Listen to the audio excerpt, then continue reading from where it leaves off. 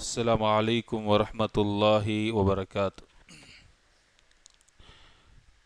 ان الحمد للہ نحمده ونستعینه ونستغفره ونعوذ باللہ من شرور انفسنا ومن سیئات اعمالنا من يهده الله فلا مضل له ومن يضلله فلا هادي له واشهد ان لا اله الا الله وحده لا شريك له واشهد ان محمدا عبده ورسوله اما بعد فاعوذ بالله السميع العليم من الشيطان الرجيم بسم الله الرحمن الرحيم يا ايها الذين امنوا اتقوا الله حق تقاته ولا تموتن الا وانتم مسلمون يا ايها الناس اتقوا ربكم الذي خلقكم من نفس واحده وخلق منها زوجها وبث منهما رجالا كثيرا ونساء واتقوا الله الذي تساءلون به والأرحام إن الله كان عليكم رقيبا يا أيها الذين آمنوا اتقوا الله وقولوا قولا سديدا يصلح لكم أعمالكم ويغفر لكم ذنوبكم ومن يطع الله ورسوله فقد فاز فوزا عظيما وقال تعالى في موضع آخر أعوذ بالله السميع العليم من الشيطان الرجيم قال اهبطا منها جميعا بعضكم لبعض عدو فإما يأتينكم مني هدى فمن اتبع هداي فلا يضل ولا يشقى۔ قابل احترام علماء کرام، بزرگوں، نوجوانان اسلام، عزت مآب خواتین اسلام، ہر قسم کی تعریف اللہ رب العالمین کے لیے ہے جس کے بے انتہا انعامات اور احسانات ہم اور آپ پر ہیں۔ فللہ الحمد علی کل حال۔ درود و سلام ہو میرے اور آپ کے نبی جناب محمد رسول اللہ پر۔ اللہم صلی علی محمد وعلی آل محمد کما صلیت علی ابراہیم وعلی آل ابراہیم انک حمید مجید۔ اللہم بارک علی محمد وعلی آل محمد کما بارکت علی ابراہیم وعلی آل ابراہیم انک حمید مجید۔ اس مختصر سی حمد و صلوات کے بعد آج کی اس مبارک رات میں جس عنوان کے تحت کچھ باتیں قرآن و سنت کی روشنی میں رکھی جائیں گی وہ ہے گمراہی کے اسباب اور اس کا علاج۔ معزز حاضرین مجلس، سب سے پہلے ہم اللہ کا شکر ادا کرتے ہیں کہ اس اللہ رب العالمین نے ہم گنہگاروں کی زندگی میں ایک دفعہ رمضان کا مہینہ عطا کیا ہے اور اس سے بڑھ کر آخری عشرہ ہمیں اور آپ کو عطا کیا ہے۔ اللہ رب العالمین سے دعا ہے کہ اللہ تعالی ہماری زندگیوں میں اللہ بار بار یہ ماہ کو اور لیلۃ القدر کو اللہ رب العالمین لاتا رہے اور ہمیں اس کا حق ادا کرنے کی توفیق عطا فرمائے، آمین۔ معزز حاضرین، اللہ رب العالمین نے ہمیں اور آپ کو پیدا کر کے یوں ہی نہیں چھوڑا کہ جیسے چاہو، جیسے آپ کا دل اور ہمارا دل چاہے زندگی گزارے، بلکہ اللہ رب العالمین نے انسانوں کو پیدا کیا اور ان کی رشد و ہدایت کے لیے، ان کو صحیح راہ دکھانے کے لیے اللہ رب العالمین نے پیغمبروں کو نازل کیا ہے، کتابوں کو نازل کیا ہے۔ یہی وجہ ہے جب اللہ رب العالمین نے آدم علیہ السلام کو اور ابلیس سے کہا، اللہ رب العالمین نے سورہ طٰہٰ میں اس کی طرف اشارہ کیا ہے کہ قَالَ اهْبِطَا مِنْهَا جَمِيعًا، تم دونوں دنیا میں اتر جاؤ، بَعْضُكُمْ لِبَعْضٍ عَدُوٌّ، تم میں سے ایک دوسرے کے دشمن ہو۔ اور اس کے بعد اللہ نے کہا فَإِمَّا يَأْتِيَنَّكُمْ مِنِّي هُدًى فَمَنِ اتَّبَعَ هُدَايَ فَلَا يَضِلُّ وَلَا يَشْقَى۔ لیکن یاد رکھنا، جب کبھی تمہارے پاس میری رہنمائی آئے گی اور جو میری رہنمائی کی اتباع کرے گا وہ گمراہ نہیں ہوگا اور وہ مشقت میں بھی نہیں پڑے گا۔ اللہ اکبر۔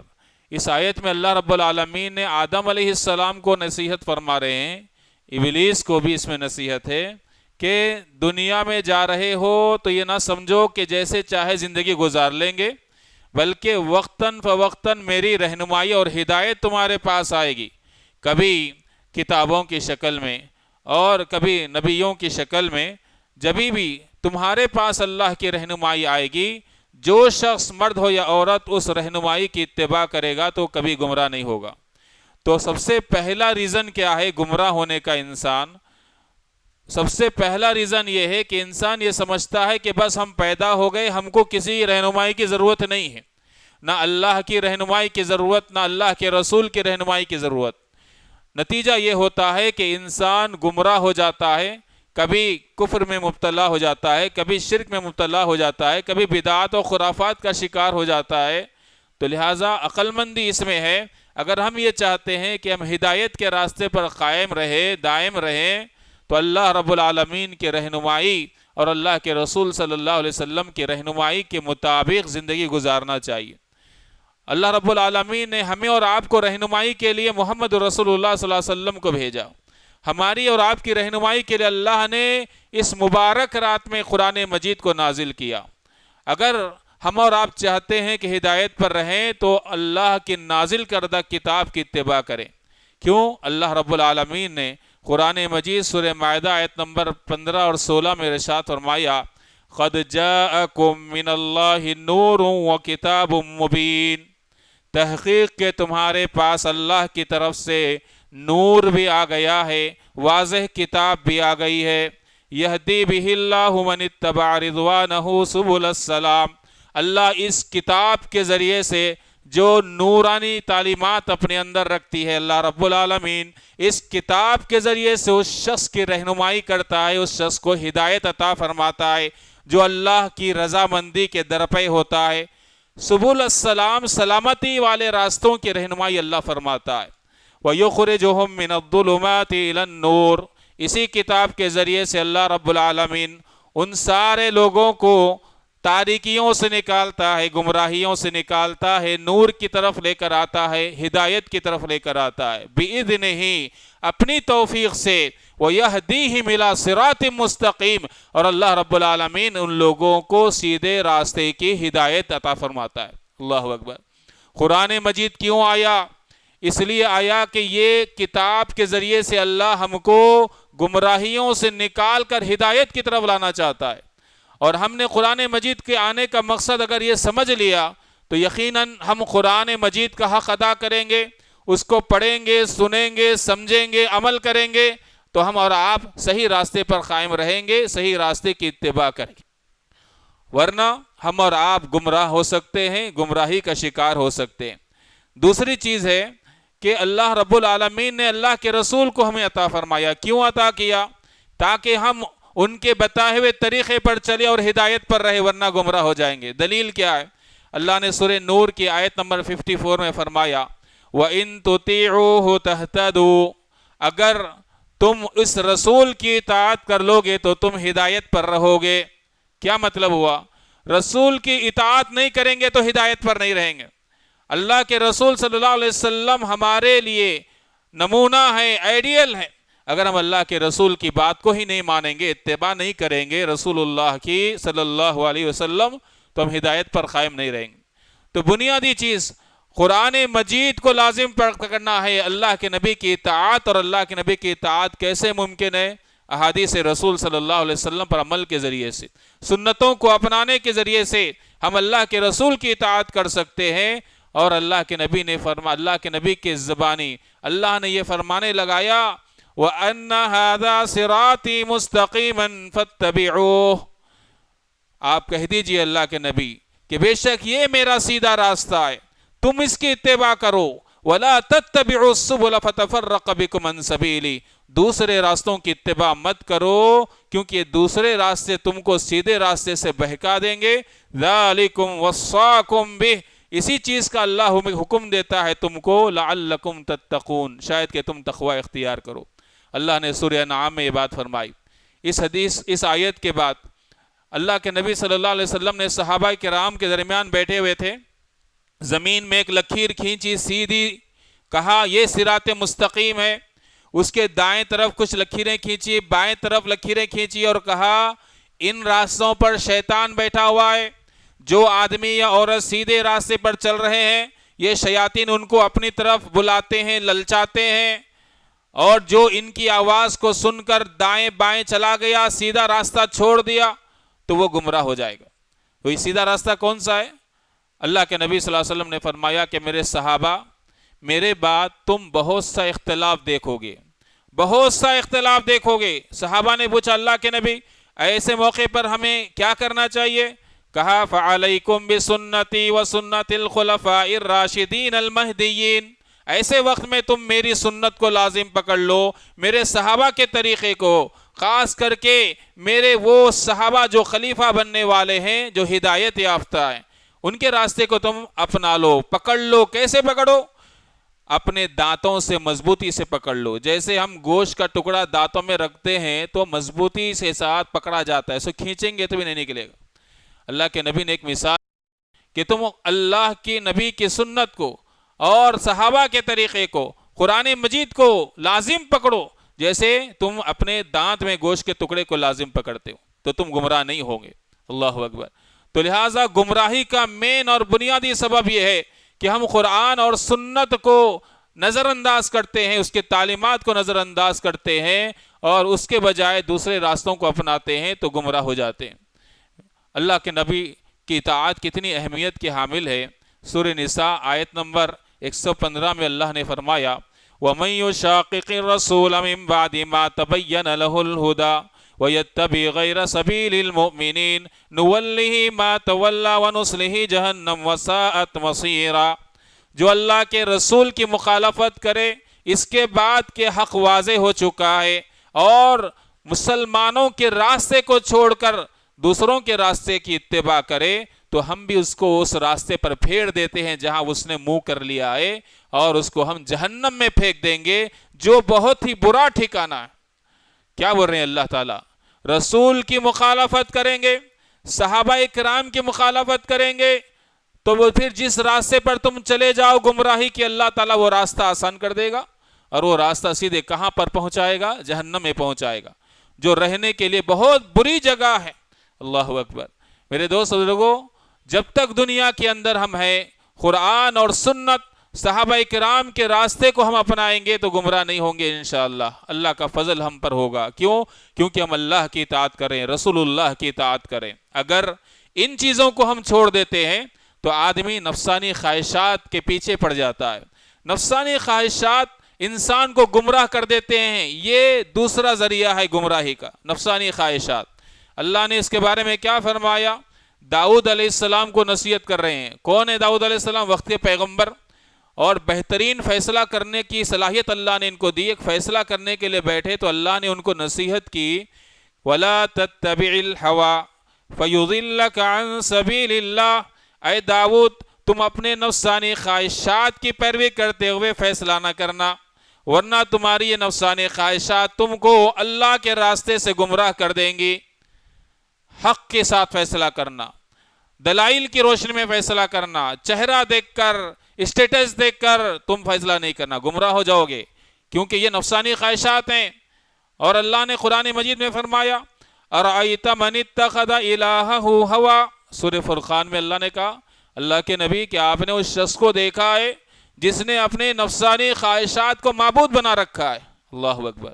کیا لفظ استعمال کیا اللہ نے؟ نفسانی خواہشات کو اگر ہم اہمیت دیں گے قرآن سنت کے مقابلے میں تو گویا کہ ہم اللہ کو معبود نہیں مانتے، ہم اپنے نفس کو معبود بنا لیا ہے، نفس جیسا بول رہا ویسا کر رہے ہیں۔ ابن عباس رضی اللہ عنہما نے اس آیت کی تفسیر میں کہا ہے کہ عرب میں جاہلیت کے زمانے میں ایک آدمی ایک سفید پتھر کی پوجا کرنے لگتا کیونکہ اس کو اچھا لگتا، پھر بعد میں اس سے بہتر پتھر اس کو مل جاتا تو اب اس کا نفس یہ کہتا کہ بھئی اس کو کینسل کرو، اس کو پکڑو، پھر اس کی عبادت کرنے شروع کرتے۔ تو شرک کا جو وجود آیا تو شرک کے آنے کی ایک وجہ بھی نفسانی خواہشات کی اتباع ہے۔ اسی لیے اللہ نے کہا کہ آپ نے اس شخص کو دیکھا ہے جو اپنی نفسانی خواہشات کو معبود بنا رکھا ہے۔ اللہ اکبر۔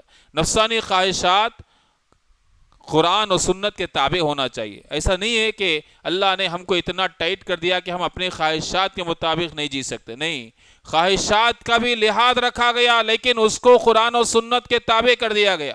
آپ اپنی نفسانی خواہشات سے اپنے کام کیجئے لیکن وہ شریعت کے دائرے میں ہونا چاہیے۔ شریعت کو اگر ہم پھیلائیں گے اور ہم نے سرکشی کی تو یقین جانیے کہ گویا کہ ہم نے اپنے نفسانی خواہشات کو کیا بنا لیا ہے؟ معبود بنا لیا۔ اور جو نفسانی خواہشات کے پیچھے چلے گا تو یقیناً گمراہ ہو جائے گا، یقیناً گمراہ ہو جائے گا۔ اللہ نے نبیوں کو اس کا حکم دیا کہ وہ اپنے نفسانی خواہشات کی اتباع نہ کریں، تو ہمیں اور آپ کو چاہیے، یہ کوشش کرنی چاہیے کہ اگر ہم حق پر رہنا چاہتے ہیں، گمراہ نہیں ہونا چاہتے ہیں، تو اپنے خواہشات کو قرآن اور سنت کے تابع کرنا چاہیے۔ لوگوں میں گمراہی کا ایک سبب یہ ہوتا ہے کہ اسلام کی اگر کوئی بات انہیں بتائی جاتی ہے، نبی کی حدیث کوئی سنائی جاتی ہے، تو فوراً کہتے ہیں ہماری عقل کو بات سمجھ میں نہیں آ رہی، یعنی وہی تعلیمات پر عمل کریں گے جو ان کی عقل کو سمجھ میں آ رہی ہے۔ اللہ کے نبی کے صحابی حضرت علی رضی اللہ عنہ کہتے ہیں، ابو داؤد کی حدیث ہے، ایک مسئلہ بیان کرتے ہوئے بیان کرتے ہیں کہ جب کوئی آدمی مسح کرتا ہے خفین پر، اپنے موضوعوں پر جب مسح کرتا ہے، تو اللہ کے نبی نے طریقہ کیا بتایا، مسح جب ہم کرتے ہیں تو پیروں کے اوپر کے حصے میں مسح کرتے ہیں۔ وضو میں کیا کرتے ہیں ہم؟ پیروں کے نیچے بھی دھوتے ہیں، اوپر بھی دھوتے ہیں، لیکن مسح جب ہم کرتے ہیں تو اوپر کے حصے میں مسح کرتے ہیں۔ تو علی رضی اللہ عنہ کہتے ہیں وہ لوگ جو یہ کہتے ہیں کہ ہم عقل کی بنیاد پہ دین کو سیکھیں گے، تو میں ان سے کہنا چاہتا ہوں کہ میرے نبی نے اوپر مسح کرنے کا حکم دیا، عقل یہ کہتی ہے کہ چلنے سے پھرنے سے دھول نیچے لگتی ہے، نیچے مسح کرو، لیکن میں یہاں نبی کی سنت پر عمل کروں گا کیونکہ نبی کی سنت اہم ہے، میری عقل جو ہے وہاں نہیں پہنچ سکتی جہاں نبی کی سنت پہنچ سکتی۔ اللہ اکبر۔ تو بہت سے ایسے مسائل ہیں جس میں ہم کو عقل کو بات سمجھ میں نہیں آتی، لیکن کیا ہم اس تعلیم کو چھوڑ دیں گے؟ ہماری عقل کتنی بڑی ہے۔ صحابہ کرام کبھی کبھی کسی مسئلے کو نہیں سمجھتے تھے تو فوراً اللہ کے نبی سے پوچھ لیتے تھے۔ مثال کے طور پر اللہ نے ایک آیت قرآن مجید میں نازل کی، جو لوگ ایمان لائے ان کے ایمان کے ساتھ ظلم کی آمیزش نہ ہو تو انہی کے لیے امن اور وہی ہدایت یافتہ ہے۔ تو صحابہ ڈر گئے، اللہ کے نبی ہم میں سے کون ایسا ہے انسان ہونے کے ناطے کہیں نہ کہیں ظلم و زیادتی ہم سے ہو گئی ہوتی ہے، تو کیا ہمارے لیے امن نہیں ہے؟ کیا ہم ہدایت کے راستے پر نہیں ہیں؟ ان کی عقل کو یہ بات ایسے سمجھ میں آئی۔ اللہ کے نبی نے کہا نہیں صحابہ، تم یہاں جو سمجھ رہے ہو ظلم کا مطلب یہاں وہ معنی میں ظلم نہیں ہے، یہاں ظلم سے مراد وہ ہے جو لقمان نے اپنے بیٹے کو نصیحت کی، ان الشرک لظلم عظیم، بے شک شرک سب سے بڑا ظلم ہے، یعنی ایمان کے ساتھ شرک نہیں ہونا چاہیے، پیور ایمان ہونا چاہیے، انہی کے لیے امن اور ہدایت ہے۔ تو صحابہ جب اطمینان میں آئے کہ اچھا یہاں ظلم کا معنی کیا ہے، یہاں ظلم کا معنی شرک مراد ہے، تو لہٰذا کبھی کبھی ہماری عقل کو کوئی بات سمجھ میں نہیں آتی تو کیا ہم دین کو چھوڑ دیں گے؟ نہیں۔ بہت سے لوگ گمراہ اس لیے ہوتے ہیں کہ وہ یہ صاف صاف کہتے ہیں کہ یہ بات ہم کو سمجھ میں نہیں آ رہی، یہ بات اللہ کا حکم ہمارے عقل کو سمجھ میں نہیں آ رہی، تو لہٰذا ہم اپنی عقل کو بات سمجھ میں آؤ نہیں آؤ، ہمیں کیا کرنا چاہیے؟ نبی کا حکم ہے، اللہ کا حکم ہے، اس پر عمل کرنا چاہیے، تبھی ہم ہدایت پر قائم رہ سکتے، ورنہ گمراہ ہو جائے۔ ایک اور سبب ہے گمراہی کا، وہ ہے اندھی تقلید۔ اندھی تقلید اور تعصب انسان کو گمراہ کر دیتی، بڑوں کے نام پر، ہمارے لیڈر کے نام پر، ہمارے امام ایسا غلطی کیسے کر سکتے ہیں؟ تو کافر بھی جو تھے نا مکہ کے، جو گمراہ ہوئے تھے، اس کا ایک ریزن اللہ یہی بتا رہا۔ کیا ہے ریزن؟ اللہ نے کیا بتایا قرآن مجید میں سورہ مائدہ کے اندر، وَإِذَا قِيلَ لَهُمْ تَعَالَوْا إِلَىٰ مَا أَنزَلَ اللَّهُ وَإِلَى الرَّسُولِ قَالُوا حَسْبُنَا مَا وَجَدْنَا عَلَيْهِ آبَاءَنَا أَوَلَوْ كَانَ آبَاؤُهُمْ لَا يَعْلَمُونَ شَيْئًا وَلَا يَهْتَدُونَ۔ جب ان سے کہا جاتا آؤ ان احکام کی طرف جو اللہ نے نازل کیا ہے رسول اللہ کی طرف، تو وہ کہتے کہ ہمارے لیے ہمارے باپ دادا کا طریقہ کافی ہے۔ اللہ فرما رہے ہیں اگرچہ کہ ان کے باپ دادا لا علم تھے، اگرچہ کہ ان کے باپ دادا ہدایت پر نہیں تھے، پھر بھی یہ ان کے راستے پہ چل رہے ہیں۔ تو گمراہی کا بڑا سبب کیا بتایا اللہ تعالیٰ؟ ایسے بڑوں، ایسے لیڈروں کی اندھی تقلید جن کو کچھ صحیح علم نہیں تھا۔ اس کو میں ایک مثال سے سمجھانا چاہتا ہوں۔ ایک راستے پہ چل رہے ہیں ہم، سامنے دادا ہے، پیچھے ان کے بیٹے، سب سے پیچھے پوترے ہیں۔ دادا اندھے ہیں، چلتے چلتے سامنے بڑا گڑھا گر گئے انہوں۔ اب بیٹا بولا کہ بھئی میرے باپ یہاں پہ گرے ہیں تو لہٰذا میں بھی ان کے اس راستے کو نہیں چھوڑوں گا، تو نتیجہ کیا ہوگا؟ وہ بھی گریں گے۔ اب پوترا دیکھ لیا، اگلا گرا پچھلا ہوشیار، لیکن پوترا کیا کہہ رہا ہے کہ نہیں، مجھے دادا اور ابا سے بہت محبت ہے، تو میں بھی جو ہے نا اسی راستے پہ جاؤں گا، تو کیا ہوگا انجام؟ تو تو یہی بات ہوئی.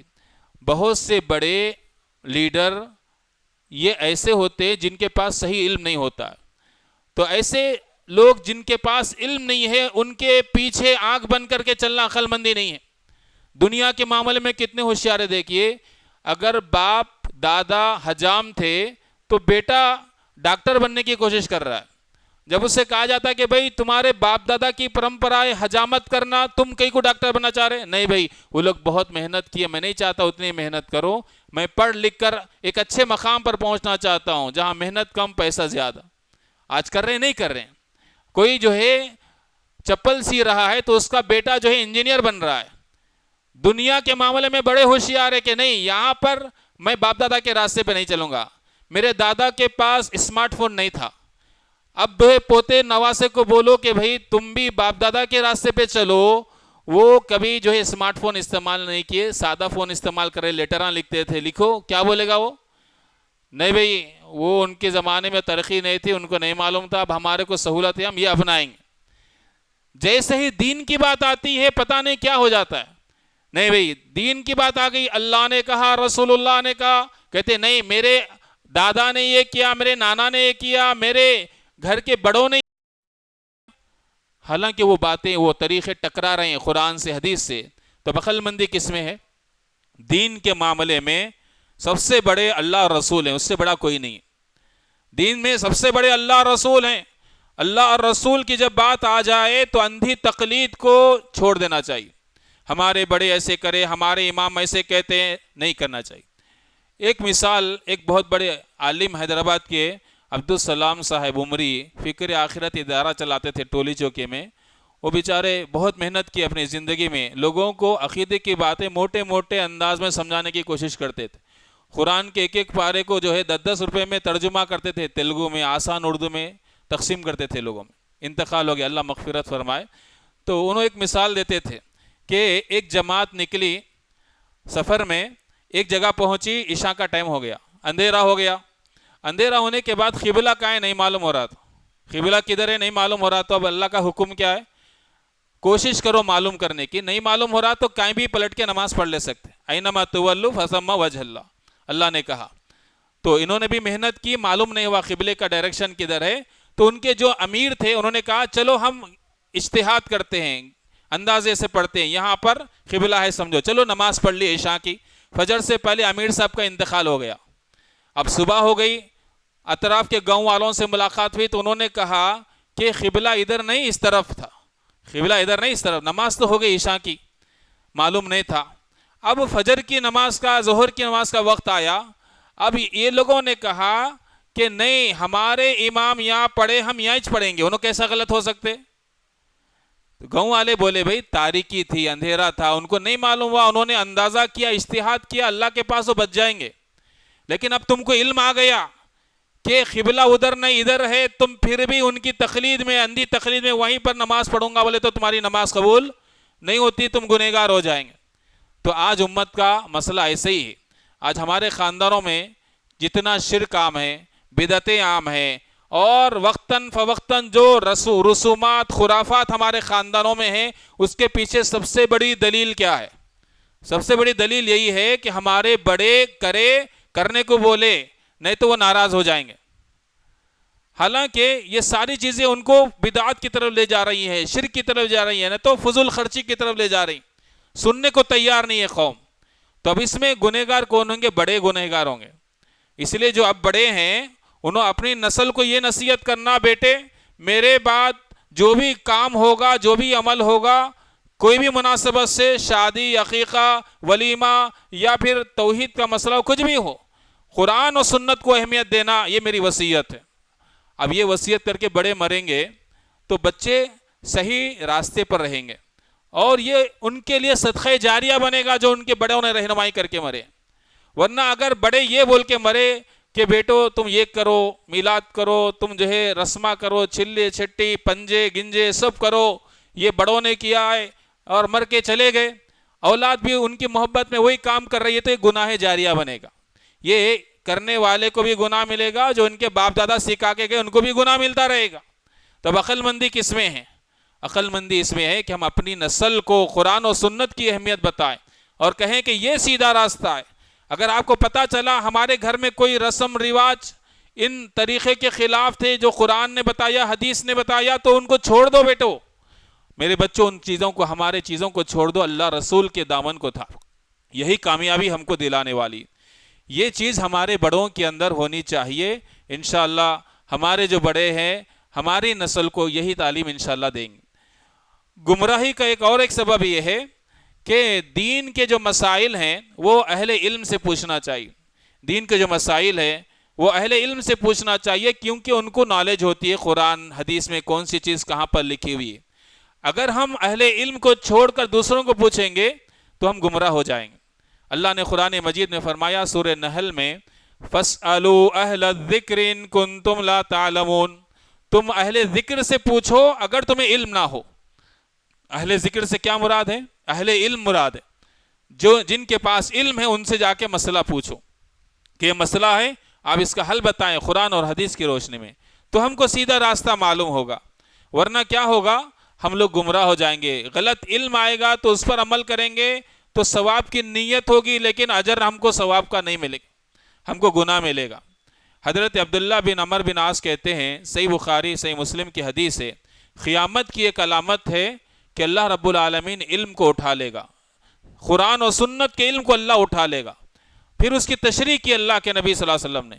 علم کو اٹھا لے گا کا مطلب یہ نہیں ہے کہ علماء کے سینے سے اللہ علم کو چھین لے گا، بلکہ اللہ علماء کو اٹھا لے گا، علماء کو موت دے دے گا. اسی لیے کیا کہتے ہیں ہم؟ موت العالم موت العالم. ایک عالم کا مرنا پوری دنیا کا مرنے کے برابر ہے، کیونکہ ایک عالم جب تک ہوتا ہے کئی لوگوں کو صحیح رہنمائی کرتے رہتا ہے.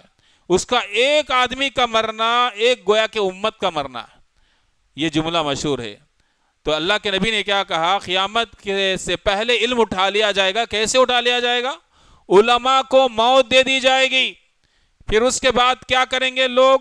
اتخذوا الناس رؤوسا جہالا، جاہلوں کو لوگ اپنا لیڈر بنا لیں گے. پھر وہ کیا کرے گا؟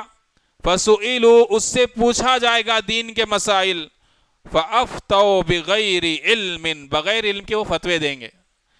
ارے میرے کو تو سیٹ پہ بٹھا دیا، اب کچھ نہ کچھ تو بولنا پڑے گا. تو لوگ مسئلے پوچھیں گے، جو دل میں آئے گا وہ بولتا رہے گا. فضلوا واضلوا، وہ بھی گمراہ ہوں گے، سامنے والوں کو بھی گمراہ کریں.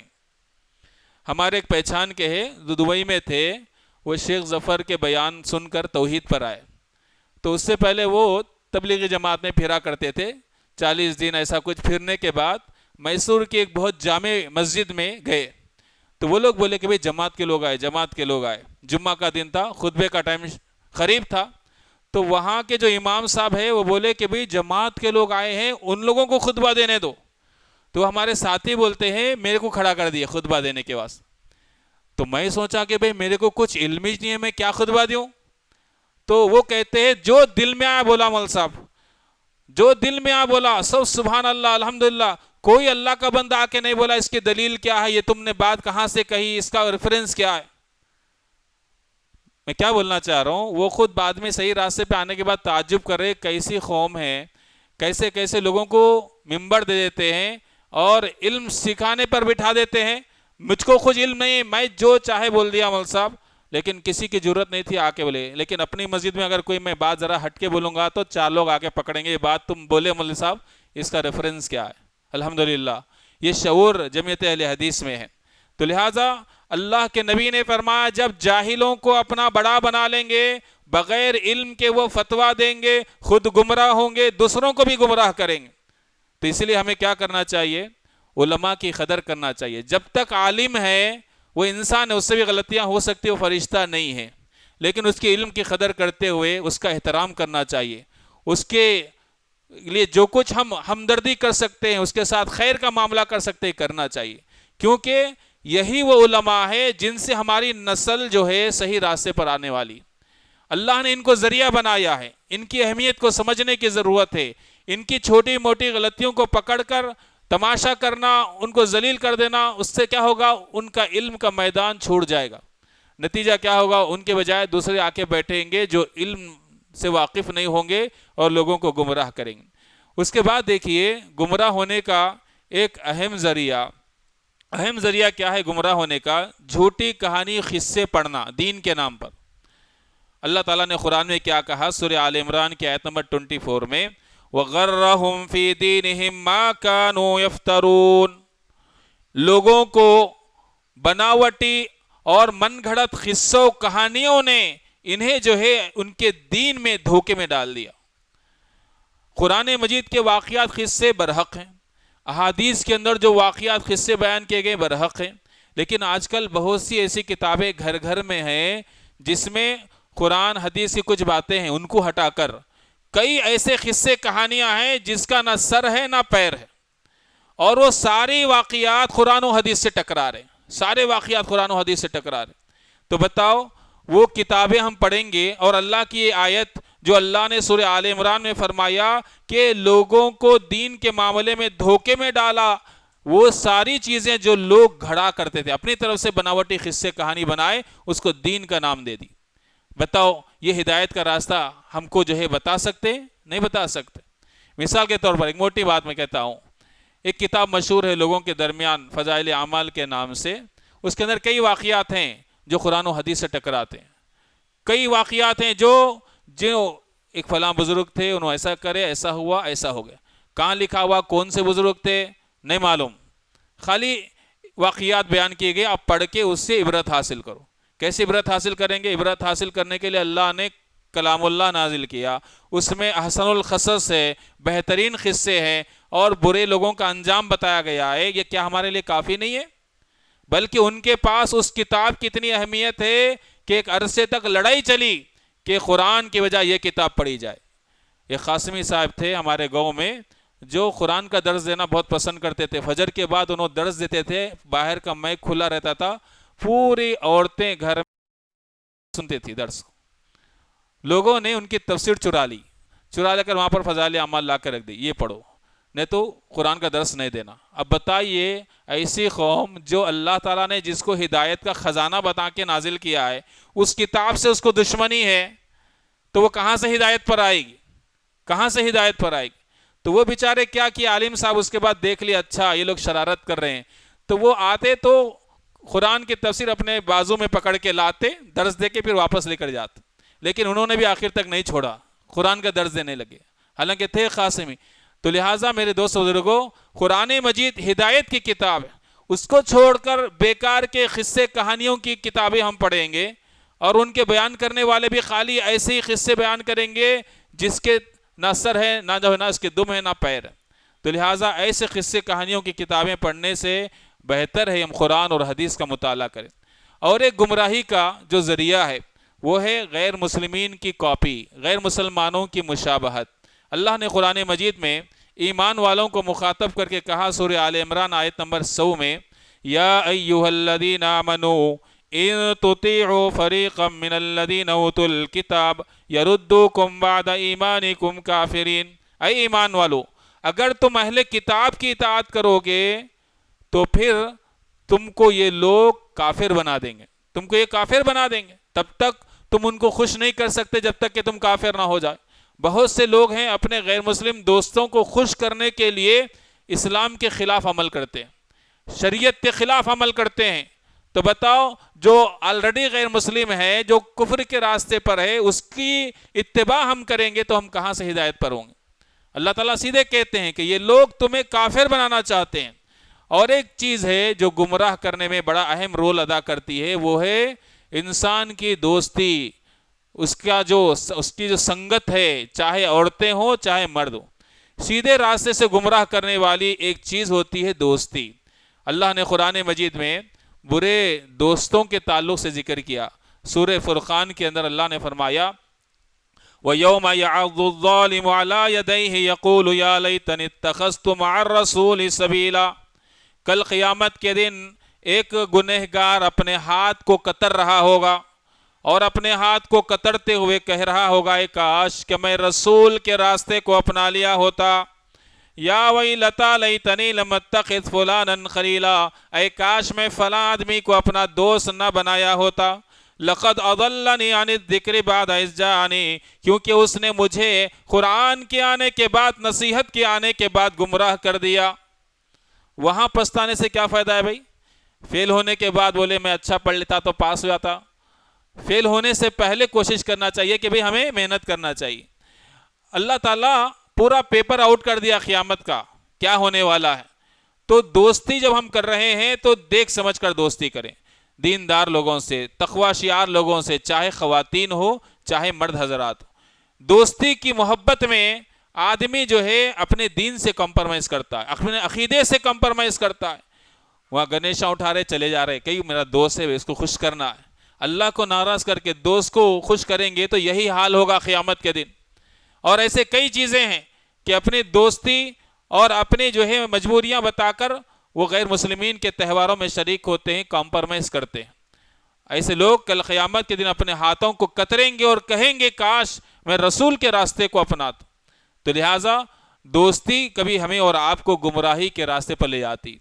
اور ایک چیز ہے، اللہ کے نبی اللہ تعالیٰ نے قرآن مجید میں فرمایا کہ دیکھیے حق جب دیکھنا ہونا، حق راستہ کون سا ہے؟ دلیل چاہیے قرآن سے حدیث سے. صحابہ کا طریقہ کیا تھا؟ لوگوں کی گمراہی کا ایک اہم سبب کیا ہے معلوم ہے؟ لوگ میجارٹی کو دیکھتے ہیں، اکثریت کو دیکھتے ہیں. آپ کسی سے بھی بولو نمازاں کئی کو نہیں پڑھ رہے، کیا میں اکیلا نہیں پڑھ رہا ہوں؟ بہت سے لوگ نہیں پڑھ رہے ہیں.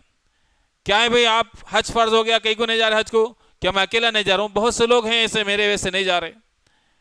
اور کئی چیزیں ہیں. شرک کیوں کر رہے؟ ارے کئی لوگ کر رہے بھئی، غلط ہوتا تو اتنے لوگ کیا بیوقوف ہے؟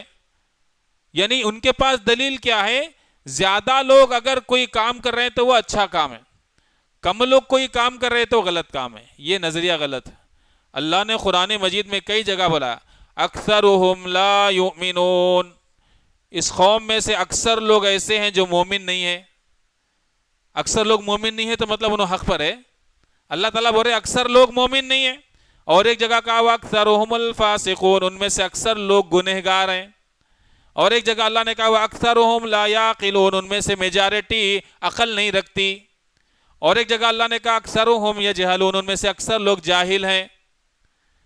اب میجارٹی کو اگر دیکھیں گے، رمضان کا مہینہ چھوڑ دو، اس کے بعد فجر میں انشاءاللہ اب تک کی بات میں بتا رہا ہوں، آئندہ ایسا نہیں ہوگا انشاءاللہ. رمضان ہمارے لیے ٹریننگ کا مہینہ ہے. فجر میں 2 صف ہے، اسی مسجد میں آپ 3 صف ہے. جمعہ میں یہ پورے فلورز بھر جاتے، نکلنے کے ٹائم پہ انتظار کرنا پڑتا، چپل کہاں ہے ڈھونڈنا پڑتا. ہوتا نہیں ہوتا عام طور پر. اب میں یہ کہوں کہ بھئی میں نماز کو فجر میں اس لیے نہیں آ رہا ہوں کیونکہ میجارٹی نہیں آتی، تو میں اللہ کے پاس بچ جاؤں گا؟ نہیں بچ سکتا. کیونکہ مجھے میجارٹی کو نہیں دیکھنا ہے، مجھے دیکھنا ہے اللہ نے کیا بتایا ہے، اللہ کے رسول نے کیا بتایا. اس پر عمل کرنے والے اگر ایک بھی ہے تو وہ حق پر ہے، 99 لوگ اس کے خلاف عمل کریں تو وہ غلط ہے. قیامت کے دن بہت سے پیغمبر آئیں گے جن کے ساتھ ایک کثیر تعداد میں ان کی امت ہوگی. بعض پیغمبر ایسے بھی آئیں گے کہ جن کے ساتھ صرف 1-2 آدمی ہوں گے. تو کیا نبی حق پر نہیں تھے؟ یا ان کے ساتھ جو 2 آدمی تھے صرف پوری کوشش کر لیے لوگوں کو سدھارنے کی، کوئی نہیں سدھرے، 2-3 آدمیاں سدھرے، تو کیا وہ 2-3 آدمیوں کو اللہ تعالیٰ جہنم میں ڈالے گا؟ کیا جی میجارٹی وہاں تھی تم یہاں تھے؟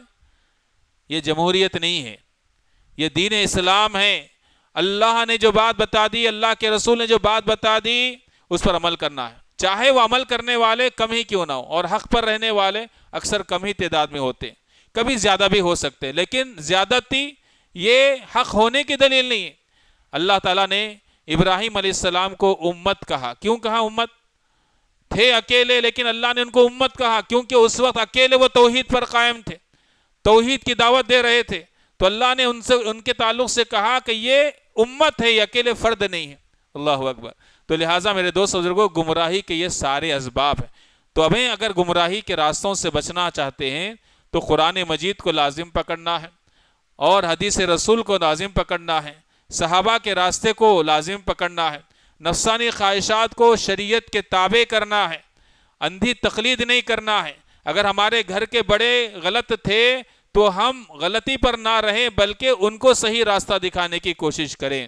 اور بڑے ایسے ہونا چاہیے جیسے ابراہیم علیہ السلام تھے، انہوں نے اپنے نسل کو نصیحت کی. یعقوب علیہ السلام بڑے بنے تو ان کے بچوں کو انہوں نے نصیحت کی کہ میرے بچوں، میرے مرنے کے بعد ایک اللہ کی عبادت کرنا.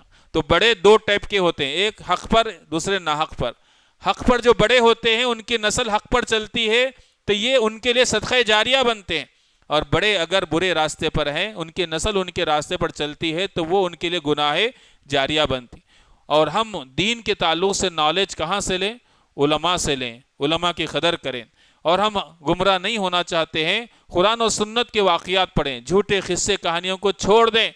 جھوٹے قصے کہانیاں انہیں اس کی جگہ لے رکھی ہے، اور غیر مسلمین کی کاپی نہ کریں، دوستی جانچ کر کریں، اور ساتھ ہی ساتھ کثرت کو ہم میجارٹی کو ہم دلیل نہ بنائیں، بلکہ اللہ رسول کے احکام کو ہم دلیل بنائیں۔ آخر میں اللہ سے دعا ہے اللہ رب العالمین ہمارے کہنے سننے میں اخلاص للہ عطا فرمائے، جب تک دنیا میں رکھے ایمان پر رکھے، ایمان پر اللہ ہمارا خاتمہ فرمائے۔ اللہ رب العالمین ہم سب کے اندر اخلاص عطا فرمائے، اللہ ہم سب کو ہدایت کا راستہ اپنائے، اس پر قائم رکھے۔